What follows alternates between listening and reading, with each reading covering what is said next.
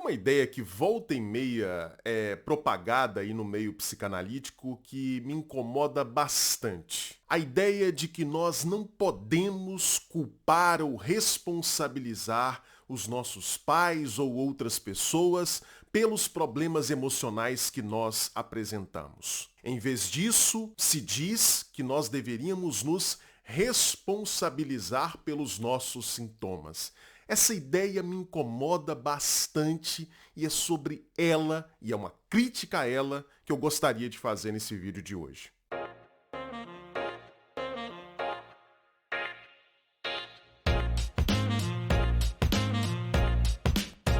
Logo de cara eu quero dizer para você por que essa ideia me incomoda e por que, do meu ponto de vista, ela é insustentável. Ela é uma ideia insustentável porque ela faz parecer que o adoecimento emocional seria uma criação totalmente subjetiva, que nada teria a ver com as falhas das figuras parentais. Falhas que podem existir e podem não existir.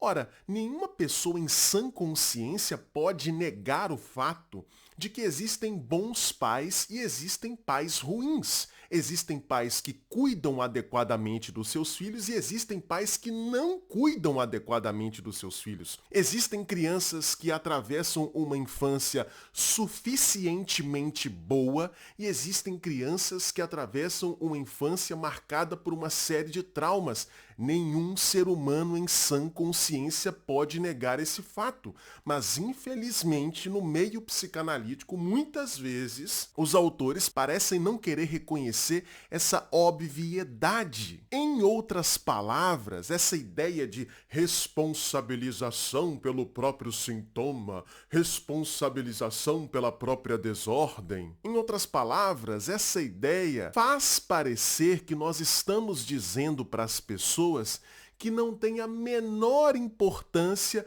o que fizeram com elas na infância, os problemas pelos quais elas passaram na infância e pelos quais elas não têm responsabilidade alguma porque elas eram crianças. Fica parecendo que a gente está dizendo para as pessoas que foram elas próprias as autoras dos problemas dos quais elas se queixam. Sabe qual que é o grande problema disso do ponto de vista prático, da aplicação clínica da psicanálise? É porque isso deixa o terapeuta numa posição extremamente confortável. Uma posição extremamente confortável de não precisar oferecer ao paciente um contexto relacional diferente daquele que ele vivenciou quando criança. Afinal, se eu parto do princípio de que o adoecimento, os sintomas, são produtos exclusivamente do psiquismo do sujeito e não uma resposta a falhas ambientais, se eu parto desse princípio, o que vai ser a terapia? A terapia vai ser tão somente um mero processo de ressignificação. E o analista, então, poderá permanecer tranquilamente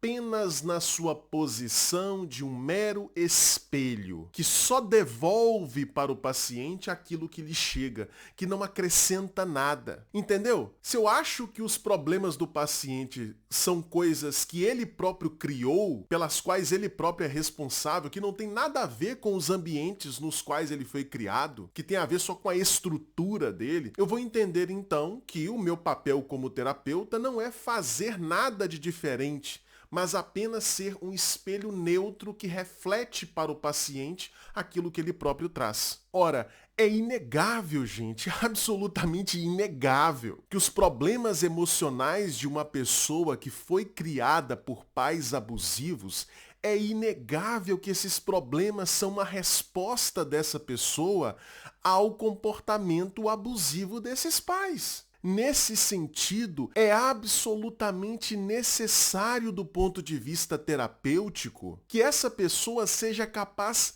sim, de reconhecer que o adoecimento não é culpa dela. Ela precisa sim conseguir atribuir a responsabilidade pelo adoecimento pelo qual ela está passando àqueles que a criaram de maneira insuficientemente boa. Ela precisa ser capaz de fazer essa atribuição de responsabilidade. Dizer que o paciente não deve fazer isso, que ele deve assumir a responsabilidade pelo seu sofrimento, é a mesma coisa de dizer que uma mulher que apanha do seu marido, que sofre violência doméstica, deveria assumir a responsabilidade pelo sofrimento que esse comportamento violento causa sobre ela. Incentivar essa pessoa, esse paciente que foi criado por pais abusivos, a se responsabilizar pelos seus sintomas, frequentemente significa o mesmo que passar pano para os pais abusivos. Fica parecendo que é sempre tudo da cabeça do paciente.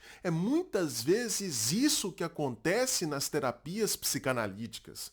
Muitos pacientes se queixam disso, de que na relação com o terapeuta fica sempre parecendo que é tudo coisa da cabeça do sujeito. Que as queixas que o sujeito faz em relação aos seus pais não têm razão de ser. Eu sei que essa não é a nossa intenção enquanto terapeutas, mas é isso que fica parecendo. Volto a dizer, se o sofrimento que o paciente apresenta, se os problemas emocionais que ele apresenta foram desenvolvidos como resposta a um ambiente traumático, resposta a um ambiente abusivo, dizer que o paciente precisa se responsabilizar pelos problemas é passar pano para o ambiente abusivo, é passar pano para os pais traumatizantes. Aí você pode me ouvir dizendo isso e dizer o seguinte: beleza, Lucas. Mas e aí? O paciente reconhece que os pais foram diretamente responsáveis pelos problemas emocionais dos quais ele se queixa? E o que ele faz com isso? Ótima pergunta.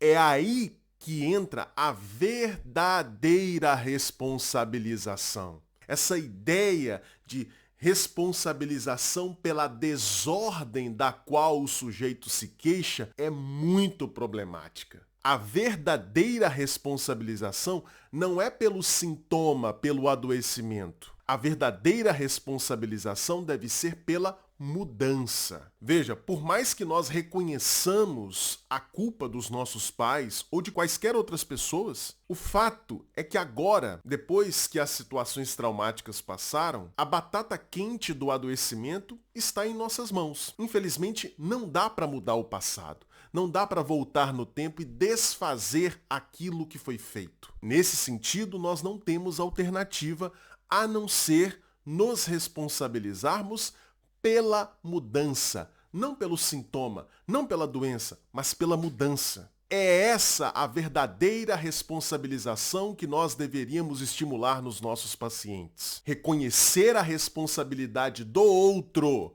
na produção do nosso adoecimento é muito importante, mas constitui apenas o primeiro passo do processo terapêutico. É claro, não adianta ficar esperando uma reparação histórica pelos danos causados. Simplesmente porque isso, infelizmente, não vai acontecer. Você não tem como voltar no tempo para mudar o que aconteceu. E ainda que tivesse essa possibilidade, você não poderia mudar nada, porque naquela época você era apenas uma criança, frágil, vulnerável e dependente. Você não tinha força, você não tinha poder, você não tinha como alterar as condições nas quais você estava. Portanto, nada de responsabilizar-se pelo adoecimento, pelos problemas, como se tudo fosse coisa da sua cabeça, como se tudo fosse uma criação subjetiva que você fez e que o ambiente não tem nada a ver com isso. Mas agora que o estrago já está feito, só lhe resta assumir a autoria da sua história daqui para frente, não se responsabilizando pelos problemas que os outros causaram. Reconheça a responsabilidade dos outros, mas se responsabilize pela mudança. Porque aí sim, de fato, a mudança só pode ser protagonizada por você mesmo. E aí, gostou desse vídeo? Então saiba que isso daqui é só uma amostra do que você vai encontrar lá na Confraria Analítica. A Confraria é uma comunidade online que eu criei voltada para quem deseja estudar psicanálise junto comigo. é a maior comunidade online de estudos em teoria psicanalítica do Brasil. Nós já temos mais de 1.000 membros e todos esses membros recebem toda semana, toda segunda-feira às 8 horas da noite, uma aula ao vivo comigo em que a gente estuda linha a linha um texto clássico do campo psicanalítico. Todas essas aulas ficam gravadas e, além disso, quem faz parte da confraria ganha acesso a uma aula especial também toda semana em que a gente estuda um tópico, um conceito, um ponto específico da teoria psicanalítica. Nós já temos quase 200 horas de conteúdo disponível na nossa plataforma e toda semana essa quantidade de horas só cresce. Para se tornar membro da confraria, você não precisará pagar milhares de reais. Você vai pagar apenas uma mensalidade no valor de R$ 39,99. Então, se você deseja fazer parte da maior comunidade online de estudos em teoria psicanalítica do Brasil, é só fazer a sua assinatura clicando no link, no primeiro link que vai estar aqui na descrição. Antes de terminar esse vídeo, deixa eu falar rapidinho também para você sobre os meus 2 e-books. O primeiro deles se chama O que um psicanalista faz, em que eu explico de maneira rápida, simples, didática o que acontece num consultório de psicanálise. O segundo e-book se chama Psicanálise em Humanês, 16 conceitos psicanalíticos cruciais explicados de maneira fácil, clara e didática. É praticamente um mini curso de introdução à teoria psicanalítica em formato de e-book. Para adquirir esses 2 livros digitais, basta clicar nos links que estarão aqui na descrição. Bom, e se você gostou desse vídeo, não deixe de dar o seu like, não deixe de se inscrever aqui no canal para você não perder os próximos vídeos. Faça um comentário sugerindo temas para os próximos vídeos, dizendo o que você achou do vídeo de hoje e não se esqueça de compartilhar esse vídeo em todos os seus grupos de WhatsApp. Eu conto com você e te espero no próximo vídeo. Um grande abraço, tchau, tchau.